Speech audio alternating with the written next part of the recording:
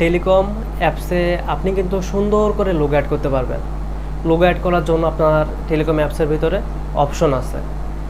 শুরুতে আপনি আপনার অ্যাপসটা ওপেন করবেন, তারপরে আপনি একদম সবার উপরে বাম পাশে দেখতে পারবেন ছোট করে একটা অপশন আছে, ওইটার উপর একটা ক্লিক করবেন।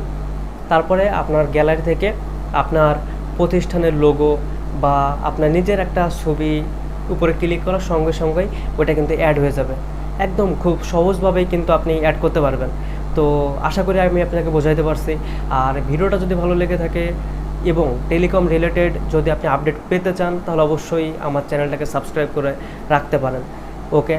আর বিশেষ করে আপনার কিছু জিনিস জানা প্রয়োজন আছে। আপনি যদি একটা টেলিকম অ্যাপস ব্যবহার করে থাকেন, তাহলে কিন্তু অবশ্যই কীভাবে ফ্লেক্স লোড করতে হয়, কীভাবে এমবি মিনিটে বান্ডেল অফারগুলো বিক্রি করতে হয়, এই জিনিসগুলো আপনাকে মাস্ট বি জানতেই হবে। তো আপনি শর্ট ভিডিওগুলো